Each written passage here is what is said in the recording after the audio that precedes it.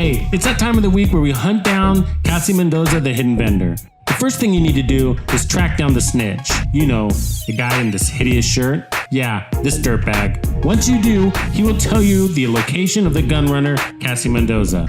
Every Wednesday, her inventory resets. So let's head on over and I'll show you if she has anything worth your time.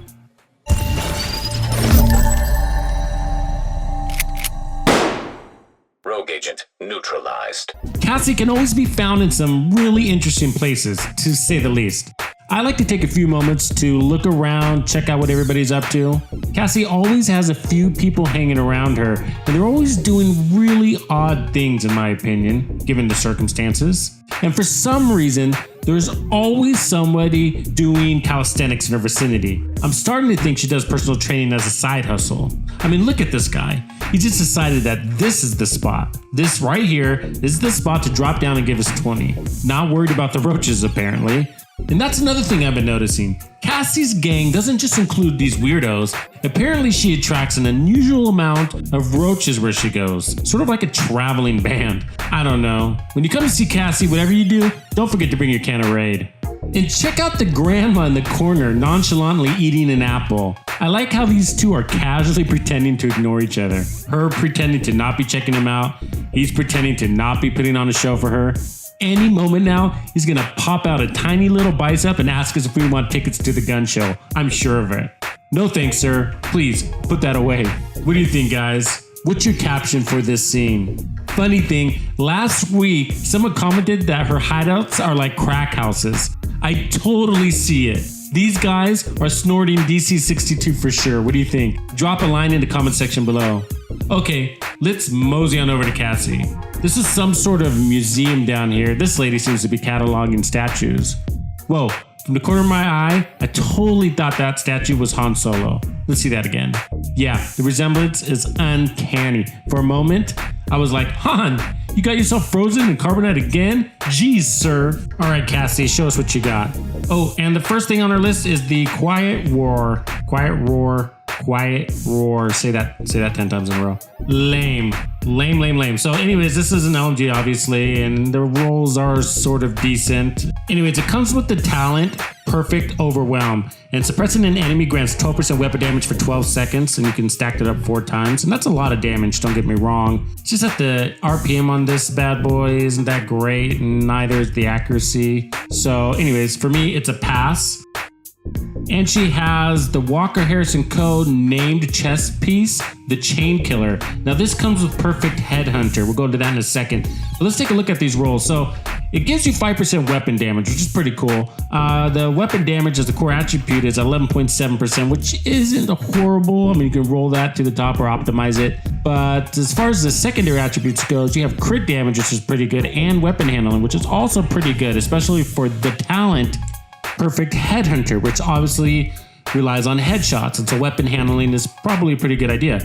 Anyway, so after killing an enemy with a headshot, your next weapon hit within 30 seconds deals an additional 150% of that killing blow's damage. That's a ton. Damage is capped to 800% of your weapon damage. This is raised to 1,250% if your headshot damage is greater than 150%, which is pretty easy to do, especially with a marksman rifle. Headhunter is an amazing talent. It's not only great for those sniper builds, but it's also really good for those pistol builds as well. If you have the Regulus, you're gonna see a lot of exploding headshots. You can also use the exotic pistol, the Liberty, as well with this talent. And one rifle many people don't think about that pairs up nicely with Perfect Headhunter is the 1886. You know, the lever action rifle. But if you're looking for a very fun run and gun build to use with Perfect Headhunter, I recommend checking out this build called Decapitator. It actually pairs up the White Death sniper rifle, except it takes off the scope, so you can get close and personal and pop off heads at point blank. So yeah, if you don't have this chest piece, if you're new to the game, definitely buy it. Okay, moving on, next we have the Shield Splinter.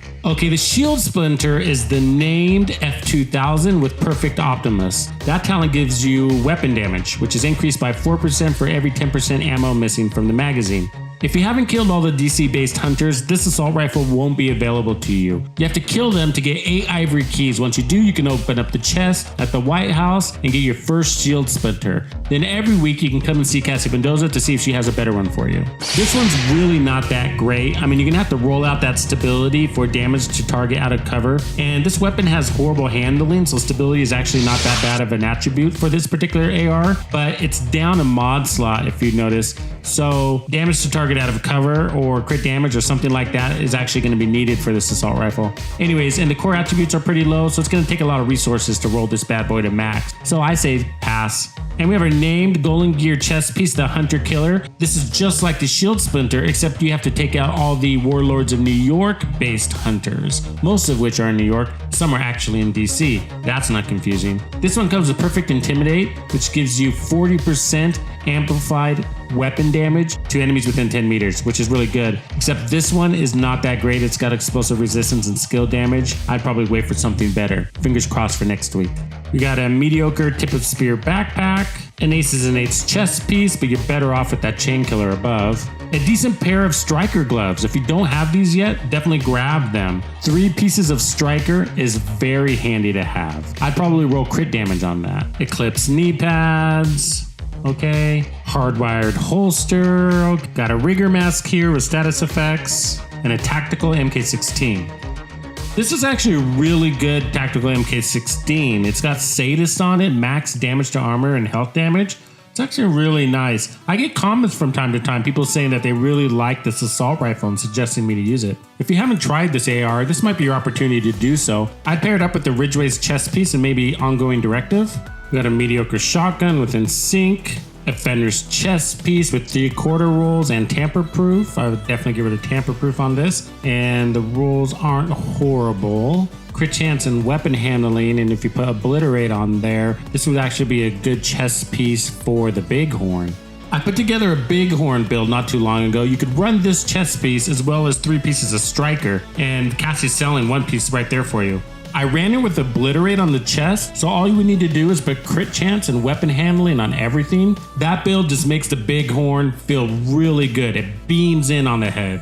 We got some decent Grupo knee pads here. This should actually go really nicely with that Headhunter chest piece that we looked at above. Now for Headhunter builds, I like to spec into headshot damage over crits, but some people really like to do the crits over headshot damage. This gives you the best of both worlds, something to think about. The rest of the stuff is pretty much junk. Here are those videos I mentioned you should check out. Tux out.